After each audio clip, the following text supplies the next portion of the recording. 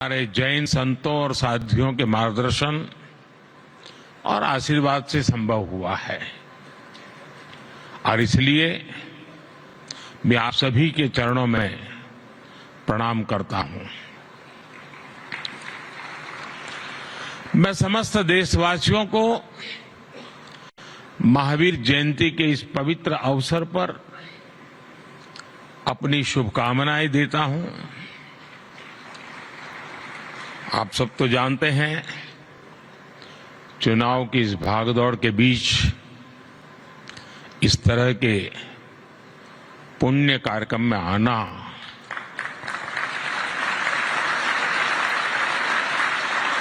मन को बहुत ही शाता देने वाला है।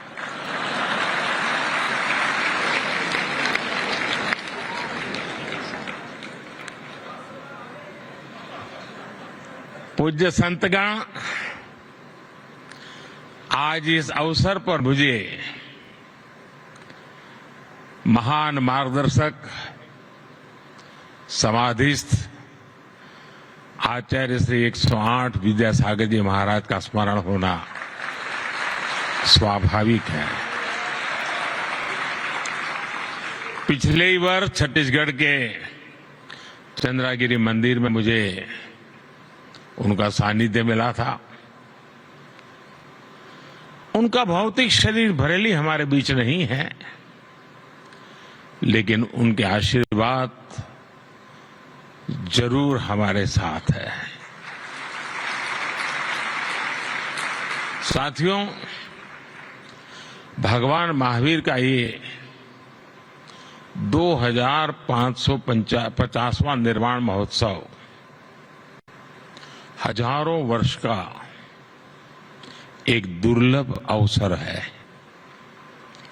ऐसे अवसर स्वाभाविक रूप से कई विशेष संयोगों को भी जोड़ते हैं। ये वो समय है जब भारत अमृत काल की शुरुआती दौर में है। देश आजादी के शताब्दी वर्ष को स्वर्णिम शताब्दी बनाने के लिए काम कर रहा है। इस साल हमारे संविधान को भी 75 वर्ष होने जा रहे हैं। इसी समय देश में एक बड़ा लोकतांत्रिक उत्सव भी चल रहा है। देश का विश्वास है कि यहीं से भविष्य की नई यात्रा शुरू होगी।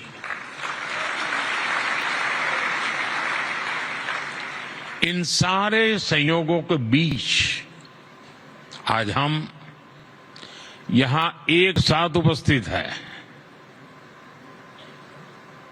और आप समझ गए होंगे मैं एक साथ उपस्थित होने का मतलब क्या होता है।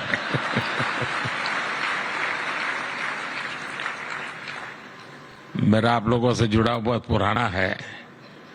हर फिरके की अपनी एक दुनिया है। भाई और बहनों, देश के लिए अमृतकाल का विचार ये केवल एक बड़ा संकल्प ही ऐसा नहीं है। ये भारत की वो आध्यात्मिक प्रेरणा है जो हमें अमरता और शाश्वतता को जीना सिखाती है।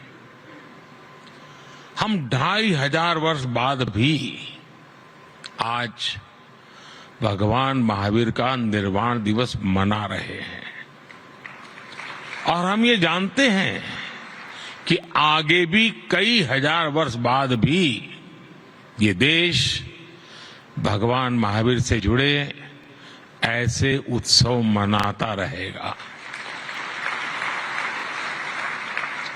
सदियों और सहस्त्राब्दियों में सोचने का ये सामर्थ्य, ये दूरदर्शी और दूरगामी सोच, इसलिए ही भारत न केवल विश्व की सबसे प्राचीन जीवित सभ्यता है, बल्कि मानवता का सुरक्षित ठिकाना भी है। ये भारत ही है जो स्वयं के लिए नहीं, सर्वम के लिए सोचता है। ये भारत ही है जो स्व की नहीं, सर्वस्व की भावना करता है। ये भारत ही है जो अहम नहीं, वयम की सोचता है। ये भारत ही नहीं जो इति नहीं, अपरिमित में विश्वास करता है। ये भारत ही है जो नीति की बात करता है, नेति की भी बात करता है। ये भारत ही है जो पिंड में ब्रह्मांड की बात करता है, विश्व में ब्रह्म की बात करता है, जीव में शिव की बात करता है।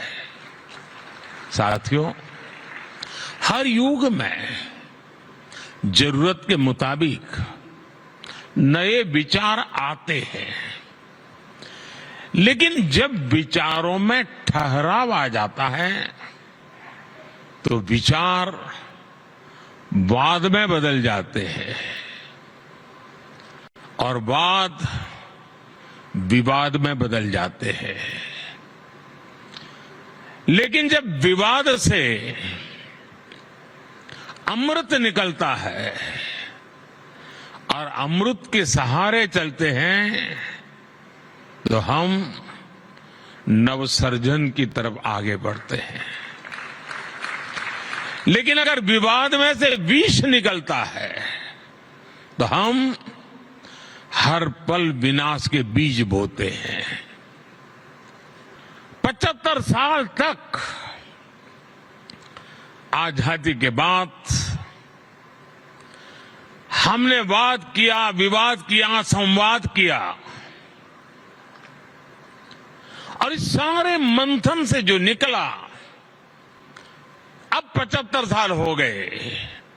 अब हम सबका दायित्व है कि हम उससे निकले हुए अमृत को लेकर के चलें, विष से हम मुक्ति ले लें और इस अमृत काल को जी करके देखें। वैश्विक संघर्षों के बीच देश युद्धरत हो रहे हैं। ऐसे में हमारे तीर्थंकरों की शिक्षाएं और भी महत्वपूर्ण हो गई है। उन्होंने मानवता को वाद विवाद से बचाने के लिए अनेकांतवाद और शातवाद जैसे दर्शन दिए हैं। अनेकांतवाद यानी एक विषय के अनेक पहलुओं को समझना, दूसरों के दृष्टिकोण को भी देखने और स्वीकारने की उदारता वाला। आस्था की ऐसी मुक्त व्याख्या, यही तो भारत की विशेषता है और यही भारत का मानवता को संदेश है।